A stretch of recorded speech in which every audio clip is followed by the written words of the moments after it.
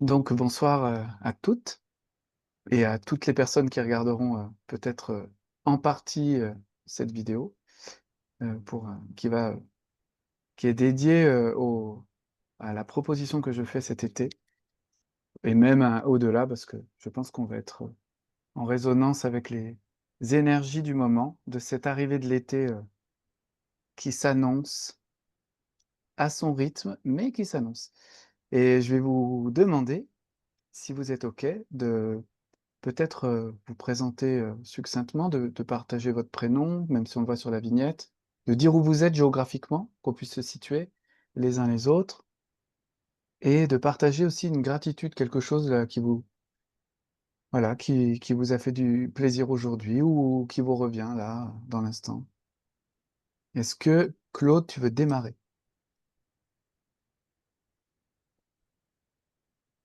Alors ton micro est éteint, voilà. Oui. Mais oui, complètement. Donc, je m'appelle Claude, j'habite pas très très loin d'Éric, puisque je suis en Drôme moi aussi, à Chaveuil. Et je suis reconnaissante aujourd'hui pour toujours le chant des oiseaux qui est vraiment très très présent ces jours-ci, du matin au soir, enfin plutôt le matin et le soir d'ailleurs. Dans la journée, ils sont plutôt silencieux. Et là, je les entends, donc c'est très chouette. Et je suis aussi reconnaissante pour une petite promenade que j'ai fait dans mon village cet après-midi. Il y avait une exposition sur Tintin et du coup, on s'est promené avec ma maman dans les vieilles rues du petit village, ce qu'on ne prend pas le temps de faire le trois quarts du temps. Donc, c'était bien agréable. Voilà. Merci. Merci à toi. Est-ce que, Mariette, tu es OK pour prendre la suite? Oui, donc Mariette, de la Drôme, du côté de la Drôme du Sud. Euh, Moi, c'est pas la première fois que je rencontre Eric et ma gratitude, c'est ces magnifiques paysages drômois qui m'entourent et que je suis tellement heureuse de partager toutes les saisons. J'ai pu aller me baigner, j'ai pu aller marcher et, euh, et j'en ai une deuxième aussi. J'ai fait un atelier d'olfactothérapie aujourd'hui et c'était un cadeau magnifique que je me suis fait. J'ai fait voilà, un petit parfum perso, un petit parfum d'été, bien sympa. J'étais super bien accueillie. OK, Voilà. merci. C'est fou ça. Merci, Mariette. Nathalie, et puis après, on passera le micro à Sandrine. Bonjour, donc je m'appelle Nathalie, j'habite dans le Jura suisse. J'ai déjà fait 2 formations avec Eric et puis un séjour il y a une année. Et puis j'ai de la gratitude pour la pluie, l'orage qui est venu et qui a tout rafraîchi, tout tempéré. Voilà. Merci beaucoup, Nathalie. Et je propose à Sandrine, qui est dehors. Bonsoir. Bonsoir, Sandrine. Ouais. Je profite des oiseaux justement, et ça c'est vraiment chouette. Ma gratitude d'aujourd'hui, c'est le chant des oiseaux justement. Je sais pas si vous l'entendez, mais c'est vraiment très chouette. Je suis en Haute-Savoie et mon autre gratitude d'aujourd'hui, c'est une petite baignade et la visite de mes tantes donc, et de ma maman. Donc ça, c'était chouette. Voilà, Merci. merci. Eh bien, moi, c'est Eric. J'habite dans la Drôme, euh, plus exactement à Barsac. C'est un village qui est sur la vallée de la Drôme entre Cray et Die, entre Saillant et Die, si vous connaissez. Et ma gratitude, mes gratitudes, elles vont pour l'air qui circulait aujourd'hui et l'orage qui s'annonce, que j'appelle aussi pour rafraîchir l'atmosphère. Pour mes enfants ce matin et leur petit cadeau de fête des pères, chaque petit cadeau m'a beaucoup ému. Et puis la gratitude pour mon père aussi, bien sûr, sans qui je ne serais pas là, en train de vous parler, et qui m'a transmis de nombreuses choses autant que je me souvienne et aussi celles dont je me souviens pas. Donc la présentation va durer une petite heure. Évidemment, si vous avez un impondérable ou quelqu'un qui vous sollicite, sentez-vous OK de quitter ou peut-être même momentanément l'appel, vous, vous mettez en pause votre caméra ou je sais pas, et puis vous pouvez revenir. Et si même vous devez quitter, j'enverrai l'enregistrement aux personnes inscrites, un lien pour pouvoir le regarder. Donc voilà, vous louperez rien. Voilà, je vais vous partager quelques images, un petit support imagé que j'ai fait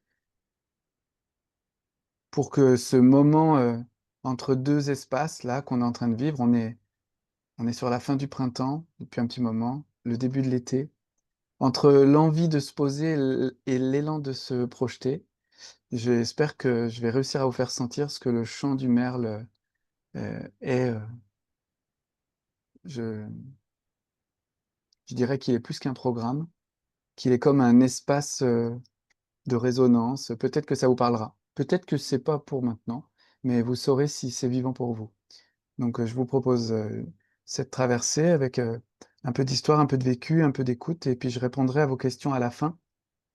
Donc si vous avez des questions qui vous viennent sur le moment, peut-être, si vous avez l'opportunité de vous noter un petit mot, comme ça je fais vraiment le déroulé, et après je récolte les questions après. C'est plus facile parce que si on me pose des questions au fur et à mesure, je peux faire des sorties de route et puis du coup l'appel peut durer plus longtemps. Une petite tendance un peu comme ça, généreuse. Donc je vais partager ma petite image. Tchouk. Si tout va bien, vous devriez voir un merle. Donc pourquoi le chant du merle? Mais je vous l'annonce un peu en prime time. J'ai hésité longuement à le faire. C'est parce que je suis en train d'écrire un livre depuis un an. Et puis son titre, c'est Le chant du merle. Et quand j'ai cherché le nom de ce stage, j'étais jamais content. Et à un moment donné, le merle est venu, c'est vrai en plus, hein, c'est vraiment tout véridique, dans une balade plusieurs fois, exceptionnellement, même de nombreuses fois pendant cette balade, alors que je le vois de temps à autre. Et puis ça m'est venu d'un coup. Je me dis, mais en fait, je pourrais faire honneur à ce que j'essaye d'écrire dans ce livre, qui n'est pas encore fini, mais qui de toute façon se manifestera dans le stage, en concret. Et du coup, après, j'ai senti, après quelques temps de processus personnel et d'échanges avec certains proches, bah, que c'était une bonne idée. Comme un peu l'annonce, mais un peu invisible, parce que personne ne le sait. Enfin, sauf ceux qui vont regarder la vidéo.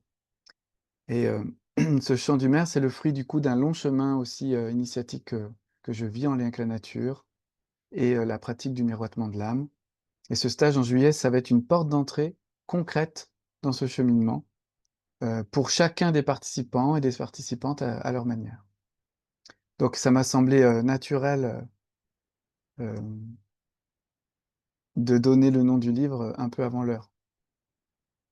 Et ce stage, ben, je vous le dis en toute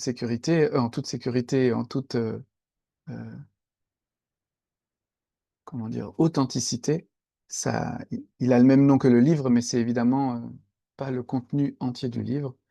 Et à la fois le stage, il fera écho à certaines parties du livre, j'imagine. Mais bon, tout ça doit être mystérieux puisque vous n'avez pas le livre, puisqu'il n'est même pas encore écrit, fini. Donc, je reste avec ces mystères. Le livre ne sera qu'un écho. Le vivant, le vrai, l'expérience qui sera ancrée, c'est ce qui se vivra dans ce stage entre nous, autour du feu, dans cette parenthèse de nature, là où le merle et puis toute la nature, tout vivant, viendront concrètement nous guider. Donc, ce livre, c'est un écho. Euh, le stage, ça sera plutôt une traversée.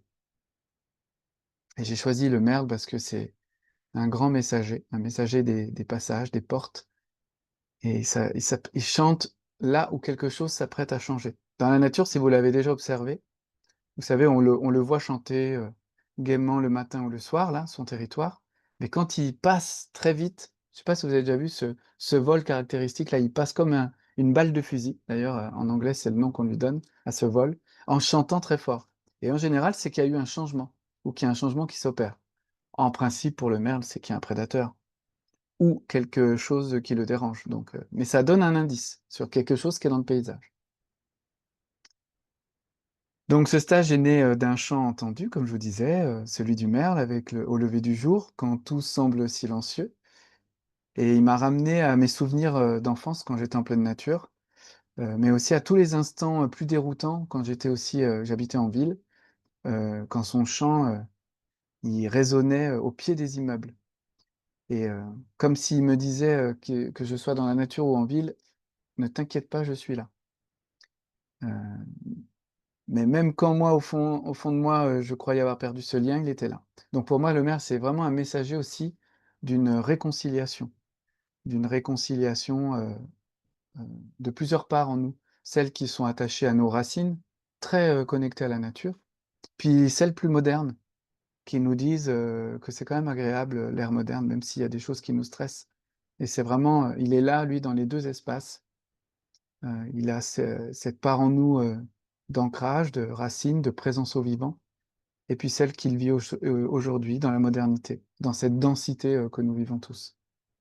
Et le merle, il chante pas, euh, comment je pourrais dire ça?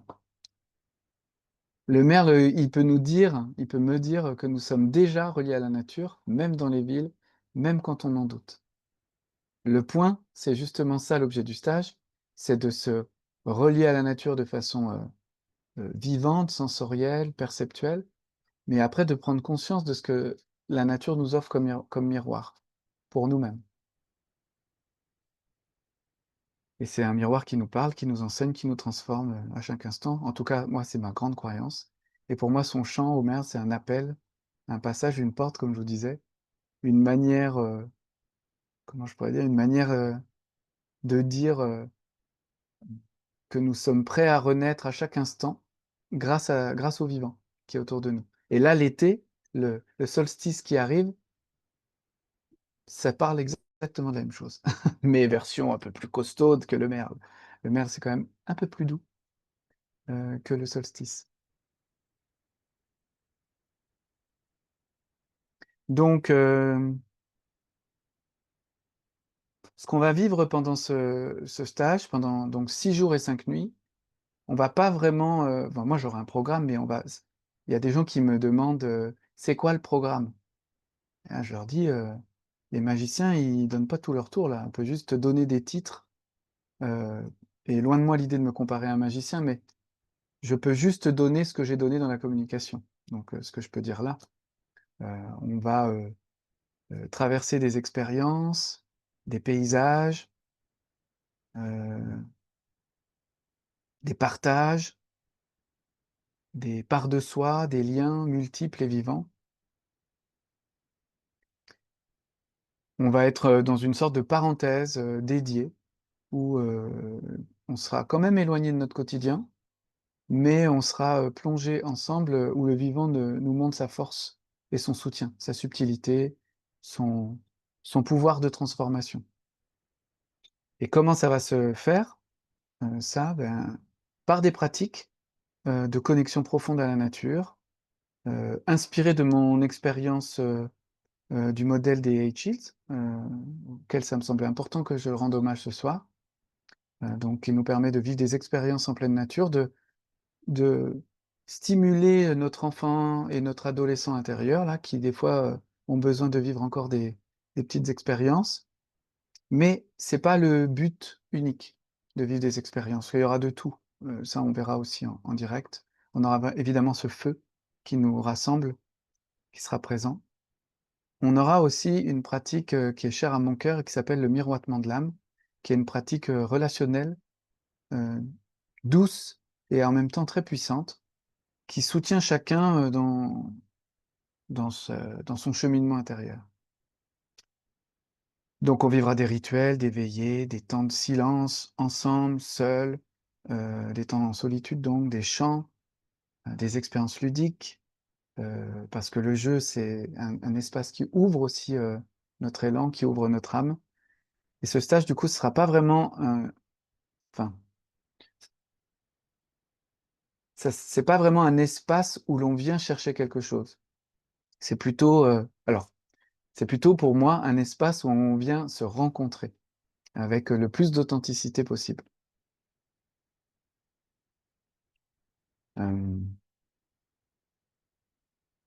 À son rythme, quoi. Euh,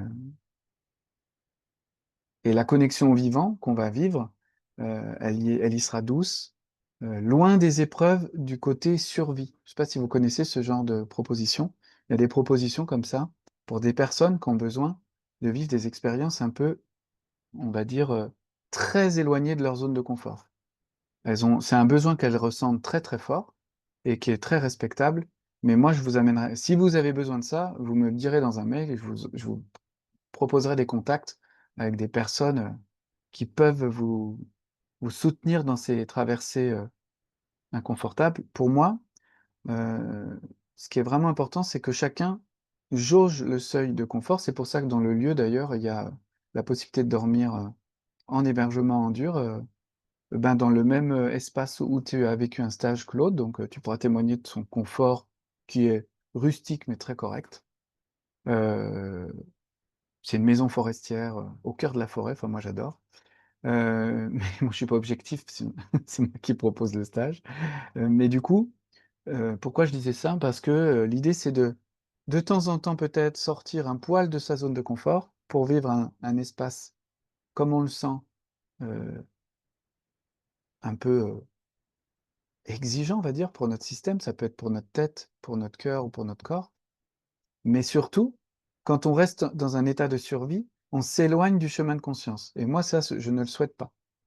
C'est pour ça qu'on fera des allers-retours régulièrement. Et que si quelqu'un dit, oula, moi là, cette expérience, je ne veux pas la faire, je ferai bien la partie A, mais pas la partie B, c'est correct. Il n'y a pas de jugement là-dessus. Et il n'y a même pas de comparaison possible.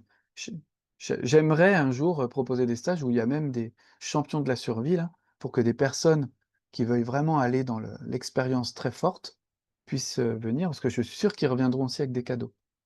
Mais voilà, il faut quand même retrouver un espace confortable pour pouvoir échanger. Euh, donc chacun pourra trouver sa place, vivre des expériences qui lui sont justes à son rythme. Et puis ceux qui me connaissent parmi vous le savent, celles qui me connaissent le savent, ce qui me tient à cœur, c'est, euh, comment dire, la douceur des propositions et la justesse créative dans l'adaptation à chacun. Ça, c'est vraiment quelque chose que je peux dire avec le plus d'humilité possible, c'est quelque chose que je ressens assez vite pour chacun et chacune. Donc je peux même des fois aider les gens à mieux choisir. Parce que des fois, il y a une part d'eux qui veut choisir des trucs un peu excessifs. Puis moi, je le sens, ça me fait un truc. Je dis, eh ben non, je t'avais présenté l'option A, B, C, mais toi, ça sera que A et B. Souvent, ça crée un petit inconfort. Puis après, la personne, une fois qu'elle revient de l'espace B, elle dit, ah oui, c'était déjà pas mal. J'ai bien fait de pas aller au C. Et du coup, c'est comme si moi, j'avais peut-être un lien, une sensibilité qui me permet de connaître ça. Donc, parce que pour moi, le vivant, c'est pas une injonction, c'est une invitation aujourd'hui. Donc, si vous avez envie de ressentir ce que mes propositions elles permettent, je vous invite évidemment à aller lire quelques témoignages sur mon site. Mais ce soir, j'ai envie de vous partager 3 visages, 3 histoires qui m'ont profondément touché dans mes dernières expériences. Voilà, donc je ne vais pas nommer les personnes, hein. La première, la première histoire, je l'ai titrée «La gardienne discrète de l'excellence».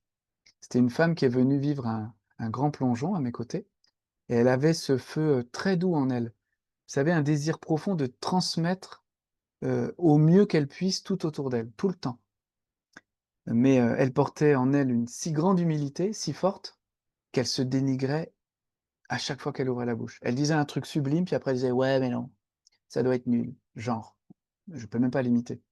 Et du coup, à chaque fois, ça me frappait. Et pendant le stage, au moins pendant un temps, elle a pu se relier à la beauté de ce qu'elle offrait, et elle a senti que son humilité n'était pas un frein, mais un socle très précieux, celui d'une gardienne de l'excellence, écartée de l'ego, mais enracinée dans la justesse. Ça m'avait beaucoup marqué. Donc ça, c'est la première petite histoire. La seconde histoire, c'est je l'ai appelée la battante insatiable. C'était une autre femme, citadine, qui habite au cœur d'une ville, habituée à vivre des expériences physiques très intenses. qui se mettait souvent à l'épreuve en pleine nature et c'était à elle sa manière de se sentir, pleinement vivante, vous savez, en se dépassant, en allant au bout de ses limites. Un peu le phénomène dont je parlais tout à l'heure pour les gens qui aiment bien le côté survie là. Elle me parlait des des des explorateurs et des personnes là qu'on connaît, peut-être que vous connaissez, qui font des treks pas possibles, au fin fond de l'Alaska et avec des étoiles dans les yeux. Mais là, au fil des jours, avec moi, à travers les pratiques et les miroitements, elle a senti que ce qu'elle cherchait, comme indéfiniment depuis qu'elle était jeune, était déjà en elle. Et elle a compris que cette quête d'épreuve, qui la galvanisait souvent et même tout le temps, c'était comme une sorte de fuite. Là, je lui dis elle est pas là, donc je lui dis tranquillement. Mais elle en a pris conscience, donc c'était très émotionnel comme, prise de conscience, mais elle a senti qu'elle était dans une course sans fin et qu'en ralentissant, en laissant infuser, qu'elle pourrait vivre une connexion au vivant, plus claire, plus durable, plus douce et c'était surtout pas une connexion dont elle avait besoin. Elle avait besoin d'avoir conscience que le vivant, il nous influence, même quand on n'est pas du tout, en lien avec les petits oiseaux, comme vous avez dit et tout ça. C'est beaucoup plus fort, que ce qu'on imagine. Mais on a besoin d'aller dans la nature pour s'en rendre compte. Mais quand on retourne dans notre maison, dans notre ville, on se dit: «Ça y est, je suis déconnecté». Ça, j'ai entendu cette phrase des milliers de fois. Et elle, elle a commencé du coup, après ce moment, à se respecter, bien davantage, à écouter ce qui l'appelait, sans surjouer la survie. Donc, un gros pas pour elle.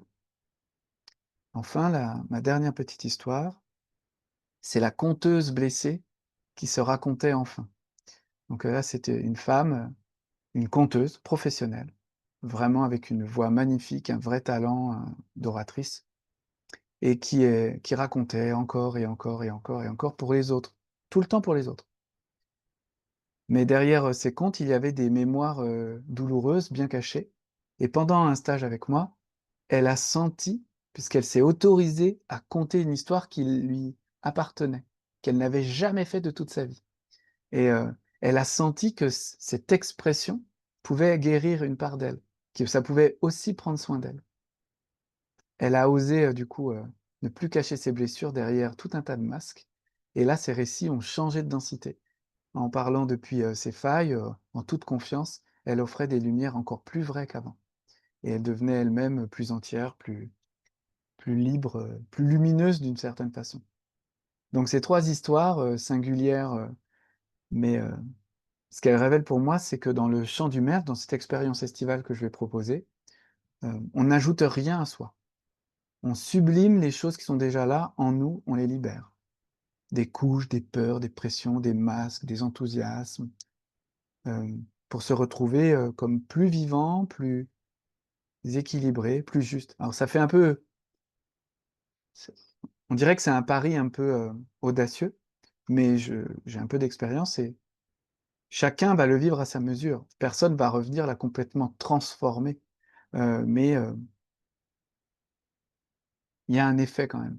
La nature et le regard, d'amour du miroitement, moi je suis un client déjà moi de base, mais les quand les gens y plongent, voilà, je peux vous dire que ça va ça a un effet, révélateur et je trouve ça vraiment excellent que ça se fasse, en début d'été, là où le feu, intérieur, il pousse en nous, à soit, vraiment donner tout ce qu'on a dans notre travail, dans ce qui compte pour nous, ou soit même complètement, tout arrêter. Vous connaissez un peu la dualité, de la cigale et de la fourmi là, de ce cher Jean de La Fontaine.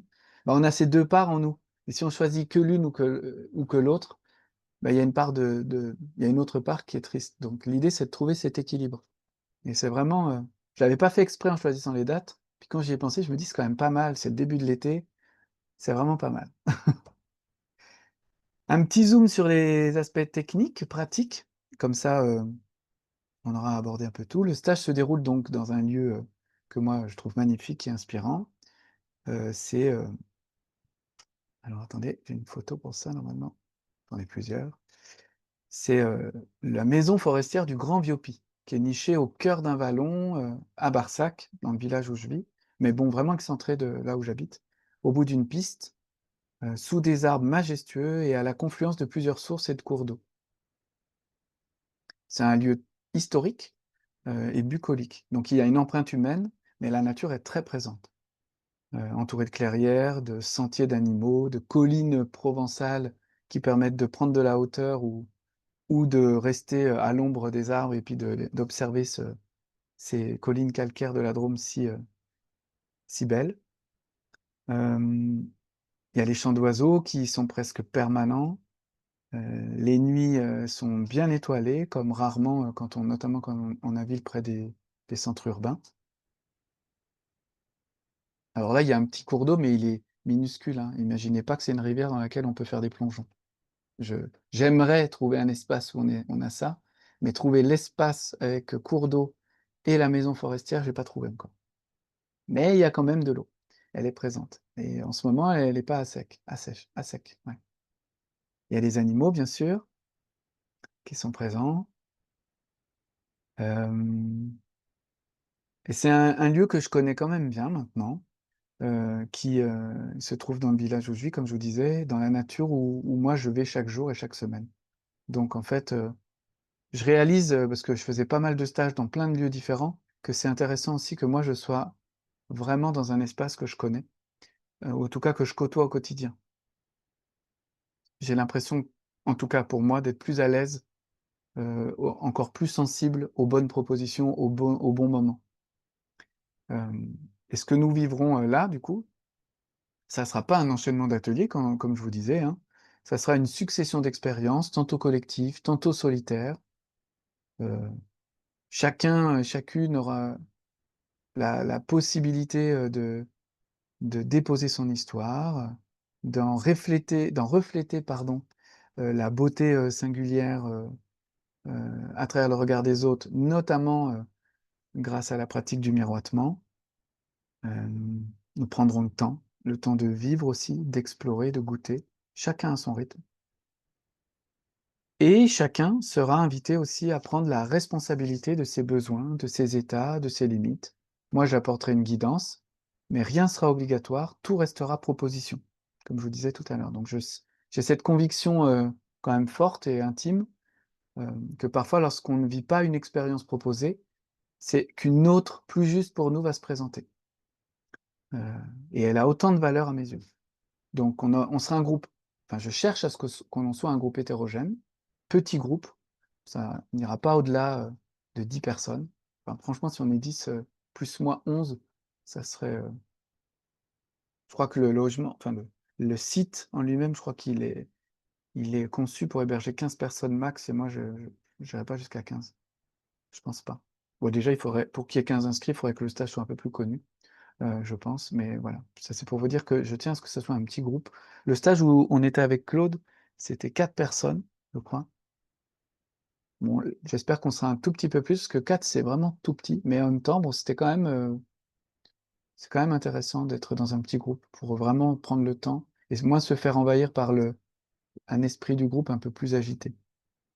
Donc cette hétérogénéité, je veux qu'elle soit euh, dans le fait qu'il n'y aura pas que des personnes qui ont vécu des expériences déjà avec moi, mais peut-être des gens qui seront un peu novices, en tout cas dans l'approche que je propose, et puis d'autres qui connaissent un petit peu.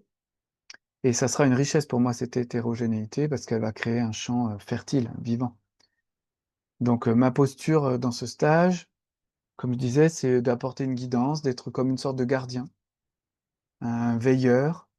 Je ne guide pas vraiment un chemin, je va dire que je prends soin d'un espace. C'est un peu ça comme ça que je pourrais dire, et je fais des propositions. Je veille pour que chacune et chacun puisse s'abandonner à ce qu'il appelle, tout en ayant la sécurité de se sentir que le cadre est proposé, est là, et que le groupe est tenu. Donc il y a des propositions tous les jours, et ça reste que des propositions. Donc je me vois plutôt comme un facilitateur que comme un animateur dans ces espaces. Et ce qui me guide, c'est pas vraiment le programme, même si moi j'ai déjà plein d'idées, mais je vais les poser, je vais les amener, mais ça va être aussi ce qui va se présenter, et ce que j'aime bien nommer, j'aime bien dire que c'est l'esprit du groupe qui va s'installer, qui me guide. Voilà, j'arrive bientôt à la fin. Pourquoi je propose ce stage au seuil de l'été? Bah, ça, je vous l'ai déjà dit, mais c'est un moment de l'année où on a notre feu de la réalisation qui cherche à s'allumer. mais où il faut aussi trouver cet équilibre dont je parlais, qui est subtil, entre se donner au monde et prendre soin de soi. Et on vit une époque où tout va très vite. Et ben ce stage, c'est une réponse lente à ce monde, pour justement, non pas rejeter ce monde, hein, mais comme faire un arrêt sur image qui nous permet de mieux apprécier le monde dans lequel on vit. Donc ça sera une entrée douce et profonde dans l'été, une traversée vers des fruits un peu plus mûrs en chacun de nous, moi compris. Les informations du séjour, vous les connaissez. Le stage, il a lieu du 15 juillet à 18h. Ça permet aux gens qui viennent de loin d'arriver en fin de journée et puis de ne pas se lever à pas d'heure dans la nuit, là, et de prendre le temps d'une petite soirée douillette pour s'installer pour peut-être une petite proposition. J'ai du mal à pas en proposer dès le premier soir, moi. Et il se termine le 20 juillet à midi, aussi pour permettre aux gens d'avoir de l'espace pour rentrer chez eux. À Barsac, à la maison forestière du Grand Biopi, dans la Drôme. Le tarif initial, qui inclut tout, hébergement, restauration, facilitation, il est de 600 € par adulte. Et grâce à la souplesse de l'ONF que j'ai appelé il n'y a pas longtemps, parce que j'avais proposé un tarif réduit de 500 € jusqu'au 15, jusqu'à aujourd'hui. Et en fait, non, c'était peut-être même jusqu'au 10. Je crois que c'est jusqu'au 10. Et ben j'ai demandé si c'était OK. Moi, ça me permettait d'assurer de pouvoir déréserver s'il n'y avait pas assez de monde, puis laisser l'espace libre pour l'ONF. Puis ils m'ont dit non, non, c'est bon, tu peux reporter un peu plus loin. Donc j'ai jusqu'au 20 juin. Bon, c'est dans 5 jours, mais quand même 10 jours de plus. Je tiens à honorer l'ONF dans mon message. Donc pour ceux qui en ont besoin, il est aussi possible de payer en plusieurs fois. L'inscription, elle se fait en principe par Hello Asso ou par virement en direct à l'association qui encadre le stage. Et si vous sentez l'appel, bah, si ce stage vous touche ou si vous sentez qu'il pourrait même parler à quelqu'un, je serais vraiment heureux que vous le partagiez, que vous en partagiez l'information autour de vous. Parce que ces expériences, quand vous la vivez avec un proche, elles sont vécues avec une autre intensité et elles vont laisser une empreinte plus pérenne. Imaginez là, vous vivez un truc un peu spécial et puis il y a quelqu'un que vous voyez de temps en temps qui le vit avec vous, vous avez une petite culture commune à cet endroit. Parce que quand on vit un truc un peu comme ça, puis qu'on rentre chez soi, on en parlera, mais faut, faut retrouver la place dans les meubles de nos relations. Et c'est pas toujours facile. Donc c'est pour ça que j'invite souvent les gens à trouver quelqu'un. Mais en même temps, c'est très correct de pas venir. Enfin, c'est très correct de venir seul. On en sort nourri même quand on vient seul. Voilà. Donc pour moi, le merle, je voulais finir sur lui encore. Il ne nous dit pas forcément où aller. Il chante, c'est tout. Et c'est à nous de choisir d'écouter, de comprendre ces messages. Donc si ce chant vous touche, il y a peut-être quelque chose à vivre ensemble. Je vais arrêter ma présentation vidéo, là, enfin partage d'image, pour vous voir, parce que là, je ne vous voyais pas. C'est un peu... Et puis si vous voulez, je vous invite à prendre une petite respiration, parce que là, j'ai envoyé de l'info quand même, genre 2-3 minutes à votre fenêtre, ou si vous avez le pas de la porte pas loin. Bon, Sandrine, elle est déjà dehors, donc elle... mais vraiment prendre un temps pour vous, juste pour infuser 3 minutes, puis après on revient, puis je prendrai vos questions. Ça va? Alors, on fait ça. Ouais. Je mets pause à l'enregistrement. Hop, prendre soin du temps. Alors, le premier tour que je propose de cercle en carré sur notre Zoom, là, c'est de chacune puisse partager une question ou même une réaction, voilà, ce qu'on veut. Ou rien aussi, c'est possible. Un silence, ça marche aussi. Moi, je vais prendre l'ensemble des questions dans un premier temps, puis après, je ferai une réponse peut-être où j'associerai les questions entre elles, s'il y en a. Est-ce que Claude, tu avais des questions, des réactions? Si peut-être j'ai une question par rapport Ouais. par rapport au White Shields, justement, qu'est-ce qui s'en vient au niveau de l'énergie de l'été? Euh, Comment on peut l'appréhender avec cette lecture-là? Ok. Et du coup, ce qui va peut-être colorer ton accompagnement dans ce stage-là aussi. Je sais pas. Hmm.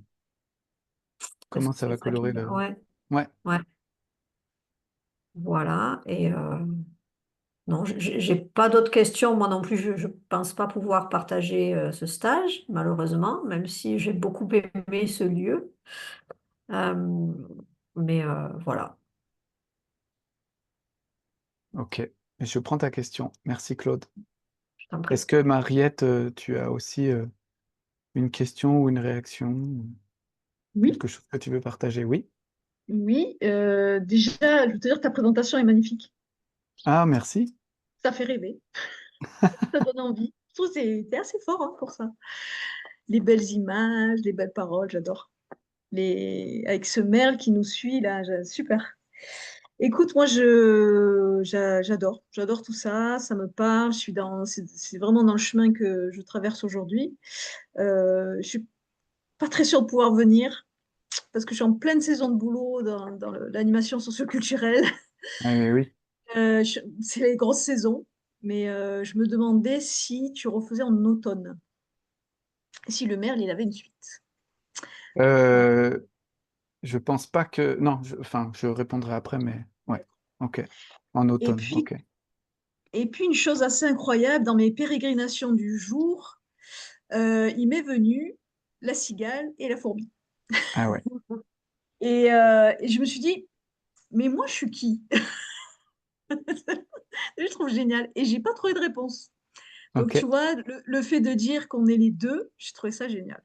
Le petit clin d'œil de la journée, voilà, ça m'a bien parlé. Voilà. Merci. Hmm. Merci, Mariette. Et toi, Nathalie, est-ce que tu as une question ou une réaction? Alors non, j'ai pas de questions. Mais j'ai découvert le lieu là sur les images, puis ça a l'air chouette, ça me plaît, ça m'inspire. Et puis le fait qu'il y ait des sources, ça me double plaît. Non, ça a l'air chouette. Voilà. Nathalie, Merci. elle est déjà inscrite. Donc je sais qu'elle a dit, ouais, moi je viens, j'attends pas la présentation. Merci. Merci. Merci, Nathalie. Et Sandrine, alors, cette méditation du merle? Je sais pas si mon micro il est branché, oui. Moi, Oui. je t'entends en tout cas. Ouais. Ok, ça marche. Ben, moi, je suis restée dans la continuité d'être dehors au calme, tranquille, et je trouve que c'est agréable. Mais voilà, comme je disais tout à l'heure, je pourrais pas être présente, mais je trouve que, ouais, je suis contente d'être là pour le moment, mais j'ai pas de questions particulières. Je me laisse porter. Merci. Merci.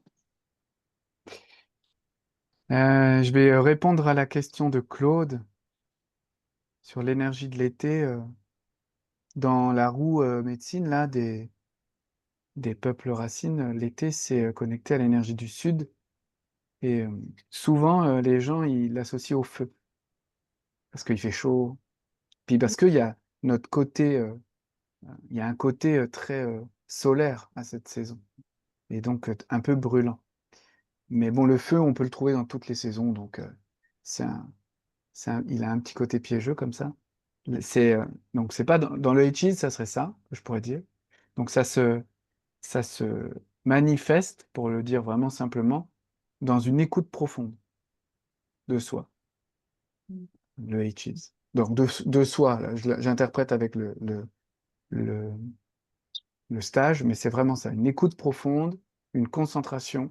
C'est vraiment le moment où la nature, elle est à son paroxysme là. Justement, on parlait des fourmis. Allez voir une fourmilière, vous allez voir, ça ne s'arrête jamais. Parfois même la nuit, ça continue comme des... Quand il fait assez chaud là, elles font même pas de pause, dépendamment de où on est. Donc moi, je vais évidemment m'adapter à cette énergie qui sera présente, mais dans ma compréhension plus initiatique de l'été, c'est la connexion à l'élément terre. Et qui, en fait, que notre feu intérieur veut se réaliser. Donc, on pourrait dire que c'est un peu notre adolescent intérieur qui peut devenir fou. Vous savez, quand il a envie de faire des...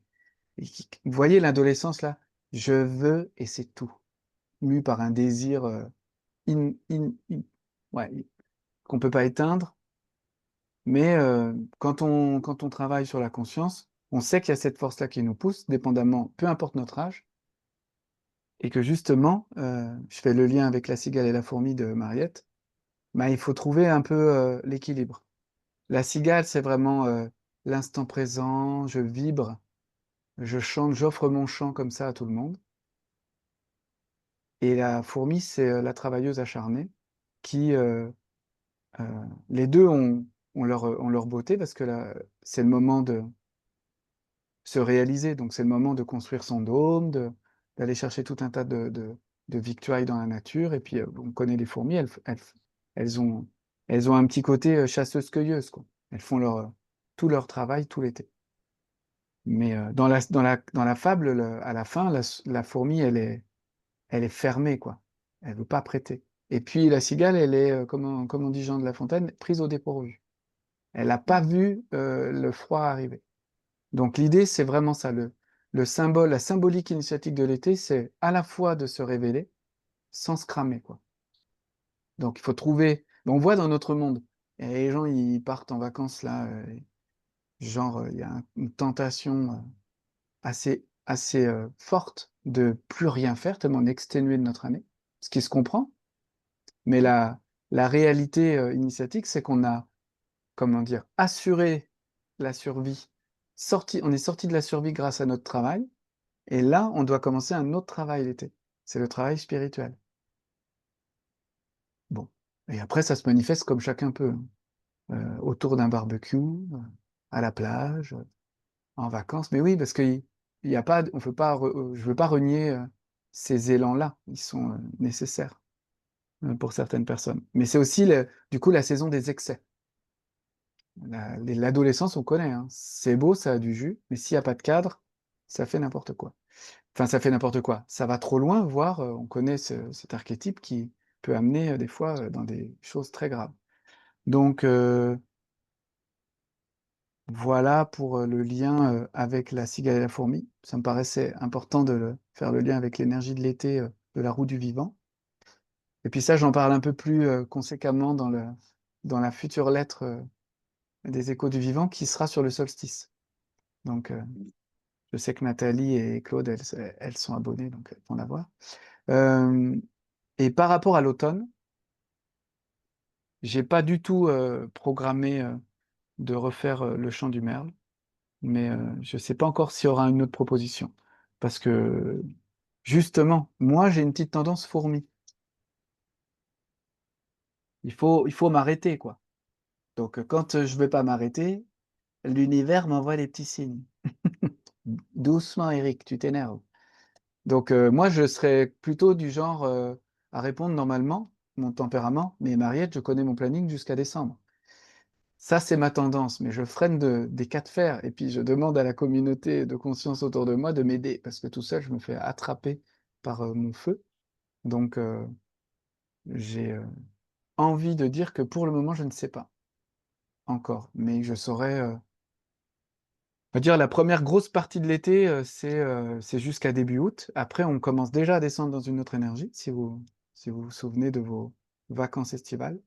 C'est pas la même énergie, hein, le juillet et le août. Je sais pas si vous l'avez déjà senti.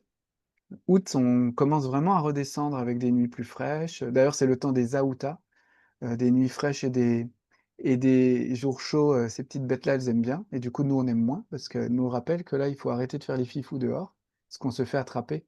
Et c'est assez désagréable, les piqûres d'aouta, qui peuvent arriver à d'autres périodes. Mais aouta, vous avez entendu, c'est relié au mois d'août.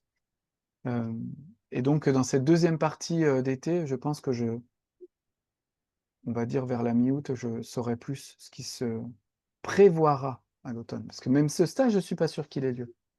Je n'ai pas encore, j'ai pas encore la jauge atteinte là pour que je puisse le faire tranquillement. Mais j'ai l'impression que c'est un peu mon initiation de l'année. Donc maintenant, je lâche prise, je suis obligé. Donc si vous avez l'élan d'en parler autour de vous, ça pourrait le soutenir, mais ne forcez rien, hein. Si ça ne doit pas se faire, c'est que c'est pas encore pour la bonne, c'est pas encore le bon timing. Mais quand même, j'ai beaucoup de retours, j'ai plus de retours avec de l'entrain que d'habitude. Ah, est-ce que c'est un signe d'espoir pour moi ou justement pour me mettre encore une bonne claque? Eh ben non, pas cette fois. Et là, il faudra que je... On verra. Pour le moment, il y a 3 personnes d'engagées. Et je pense qu'il en faudrait autant pour que je puisse être vraiment sûr de le maintenir. Donc c'est pas, je sais pas, c'est pas loin non plus, hein.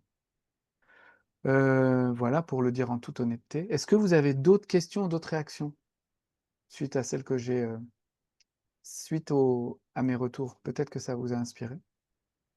Je vous laisse prendre le micro, hein, si c'est le cas.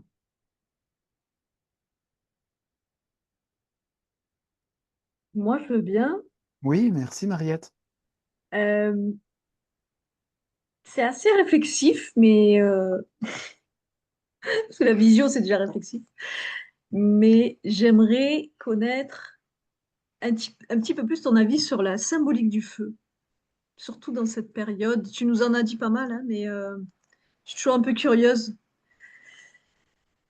La symbolique du feu en général ou là pour l'été? Les deux. Mais surtout, je sais qu'il transmute, qu'il transforme, Ouais, qu'il nourrit. Je sais que c'est le foyer. mais oui, il a Ouais. plein de symboles. Moi là, vous avez vu comme elle me tente, Mariette, là? Moi, je peux parler 1 h 30 comme ça du feu, là, et j'ai dit qu'il fallait que je prenne soin du temps. C'est ça l'été, C'est quoi c'est la l'essentiel? tentation, c'est la tentation. Et Mariette, elle est là: «Oui, oui, on va vérifier si tu sais, Non, donc bah, l'essentiel du feu, c'est que le feu, l'essentiel. la saison qui est connectée au feu, à l'élément feu dans toute sa puissance, c'est l'automne. C'est après l'été. Ah, Dans l'ordre des saisons, c'est alors si on le prend comme un enfant dans la nature, les enfants, notre enfant intérieur, il dit: «Le début de l'année, c'est le printemps». Dans sa tête, ça va vite, ça nous mm, parle, c'est comme logique. Les oiseaux chantent, on a envie de sortir dehors. Ça, c'est le début de l'année des enfants. Donc début de l'année, le début de l'année de la conscience, si on devait prendre l'échelle d'une vie humaine pour symboliser une année, bah l'équinoxe, c'est la naissance d'un enfant. Le 1er mai, il a 7 ans. Genre, hein, je fais là, c'est une catégorie un peu audacieuse, mon truc, mais on va y aller quand même. Et le 21 juin, là, au solstice, il a 15 ans. Et en août, à l'automne, il a 30 ans. Donc c'est le début de l'année de la conscience. C'est l'automne. En fait, toute la première partie de notre vie, on se construit, et à l'automne, on a besoin de se construire pour comme survivre dans ce monde. Donc nos parents, toutes nos blessures, tous nos problèmes d'enfance, là, ils sont là pour nous forger un peu. Nous, on se dit après quand même, c'était un peu dur ça, puis ça aussi. Et puis mamie aussi, ce qu'elle a vécu, c'était dur parce qu'on connaît les liens intergénérationnels, etc. Donc ça, c'est la vision un peu victime quand on a envie de se dire qu'on est des victimes. Bon, on a tous une petite tendance comme ça, mais faut l'accueillir. Voilà. Mais quand on veut travailler sur la conscience, d'où la pratique du miroitement, on doit on doit essayer de transformer ce qui nous a fait du mal en beau. Qu'est-ce que ça a fait de bien en nous? On transmute, on transmute. Comme tu as utilisé le mot transmuter, c'est pour ça que le feu, c'est la transmutation. C'est le seul élément qui défie la gravité. Lui, il monte, comme ça. Et s'il chauffe, l'air peut monter. Ah, quand le feu chauffe, l'air monte. Vous avez déjà vu une montgolfière? Et l'air, c'est le symbole de la réflexion. Donc plus on a un feu, plus on peut réfléchir, plus on peut avoir conscience. Le feu chez les premiers hommes, quand ils étaient encore un peu animal, là, ça leur a changé complètement leur existence. Ils se faisaient plus manger la nuit, quoi. C'était quand même intéressant. Et ça, ça nous a fait un bien fou. Et puis, ça a permis autre chose, c'est que le feu, il a permis aux aînés, aux tout petits, là, de plus être les premières victimes des prédateurs. Parce qu'avant, ils étaient avec nous, là, mais on montait dans les arbres, mais les petits et puis les vieux, bah tant pis. C'est eux qui nourrissaient les tigres à dents de sabre.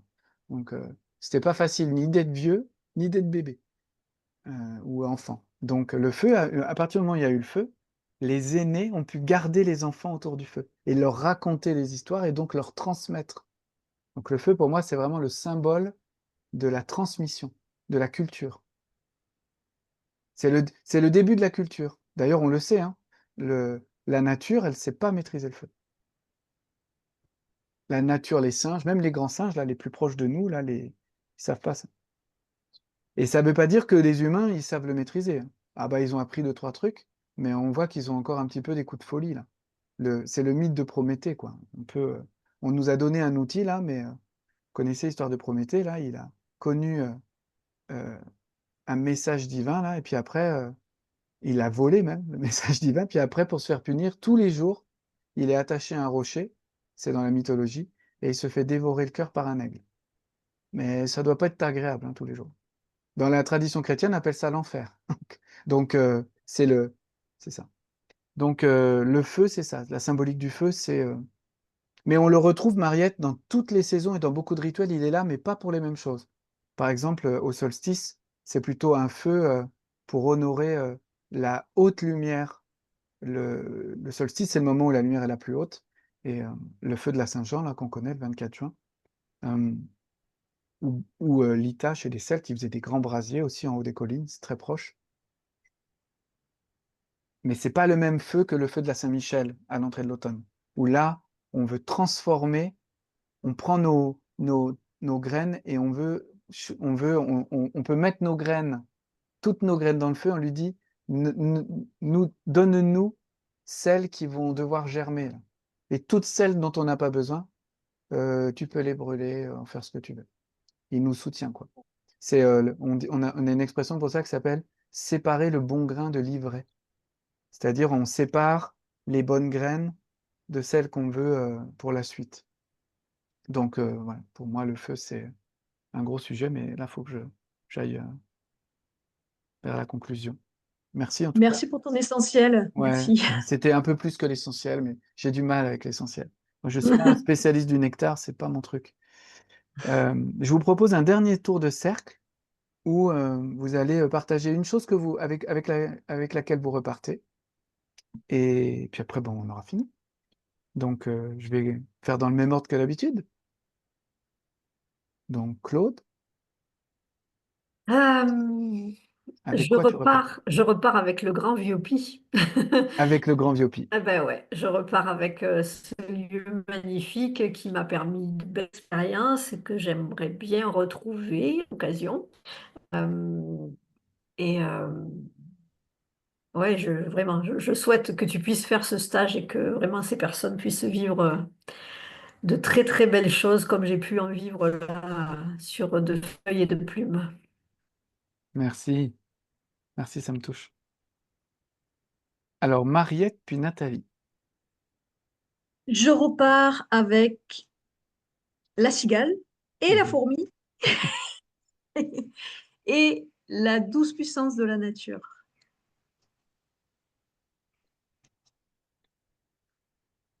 Pas mal, hein. Merci beaucoup, Mariette. Nathalie, puis après Sandrine.